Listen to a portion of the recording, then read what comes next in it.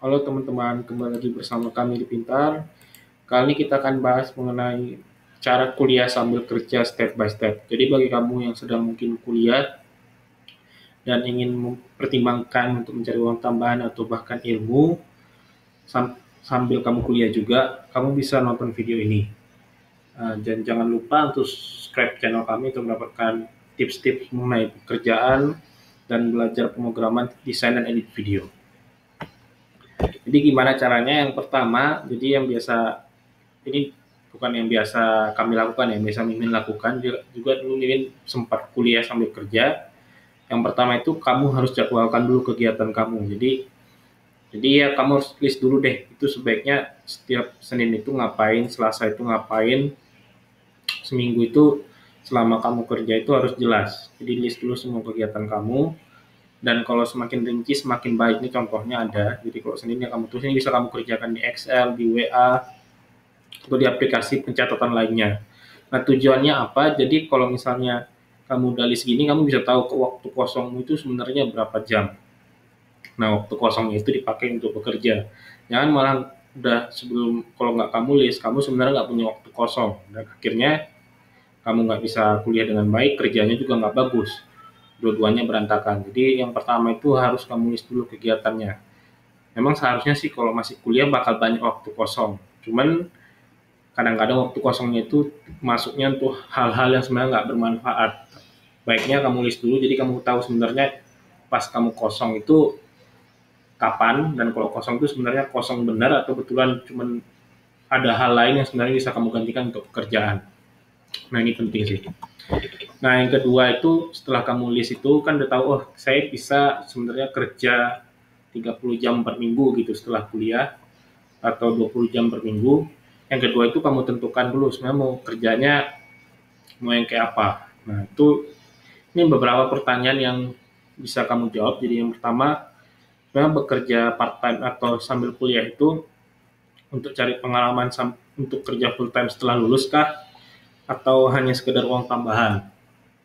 Ya ini atau juga atau butuh network selama kerjanya dan ingin belajar lebih jauh. Nah itu harus kamu jawab dulu, apakah cuma cari uang tambahan. Terus sebenarnya untuk ya kayak lompatan awal sebelum kamu kerja full time gitu. Jadi tujuannya untuk tahu kamu networknya gimana, belajar apa aja yang kurang dari kuliah kamu dan lain sebagainya. Terus yang terakhir juga kamu harus jawab juga sebenarnya kamu sukanya apa. Jadi pekerjaan tuh ya banyak banget di industri, dan itu banyak juga yang freelance dan juga banyak juga yang part time. Jadi ya kamu tentuin dulu, karena kalau nggak tahu ini nanti nggak senang kerjanya, malah ya nggak di perusahaannya nggak merasa menguntungkan, di kamunya juga nggak enak. Ya passion kamu bisa pemrograman, bisa desain di video, jualan dan sebagainya.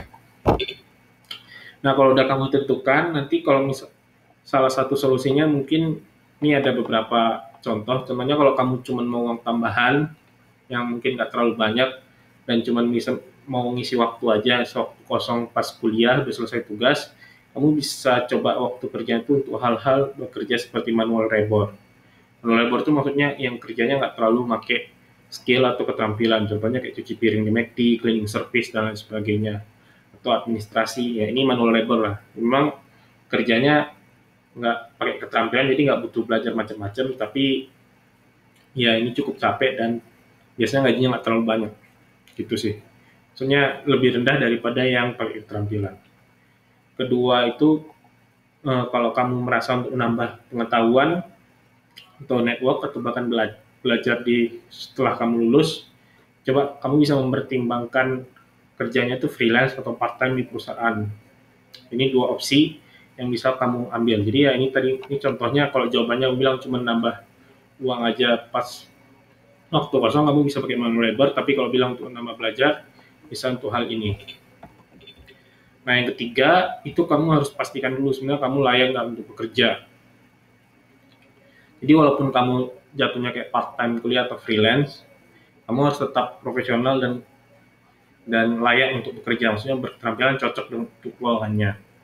Contohnya kalau kamu tadi jawabannya yang ingin bekerja sebagai, saya anak IT dan ingin bekerja sebagai programming atau anak data, menjadi data science, kamu harus tahu dulu atau udah paham dulu tentang pemrograman gitu. Jadi kalau nggak tahu, biasanya juga perusahaannya nggak mau hire sih, karena mereka nggak mau rugi. Kecuali kamu kerjanya gratis, itu beda cerita. Kalau kamu kerjanya dibayar, walaupun murah sama mereka dibayar, cuman mereka nggak mau rugi. Nah, gimana Mas supaya kamu bisa dapat keterampilan bekerja? Nah, ini kamu bisa coba belajar di pintar.com. Jadi kalau kamu misalnya passionnya di pemrograman, desain grafis, dan edit video, ini sebenarnya di pintar.com ada lengkap banget untuk ngajarin kamu tentang pemrograman, bikin website, aplikasi, dan lain sebagainya yang dibutuhkan industri, dan juga desain grafis dan edit video. Ini kalau kamu menjadi freelance, part-time, atau bahkan full-time, ini cocok banget untuk kamu yang pemula. Ini semua dari nol. Dan harganya cukup terjangkau sih. Kalau sekarang sampai video ini mulai dari 97.500. Nah, kalau udah kamu rasa, oh saya juga sudah oke lah, sudah oke. Maksudnya sudah belajar, sudah cukup latihan, dan saya rasa saya sudah berketerampilan dengan baik, ya kamu bisa, berarti kamu udah cocok untuk bekerja.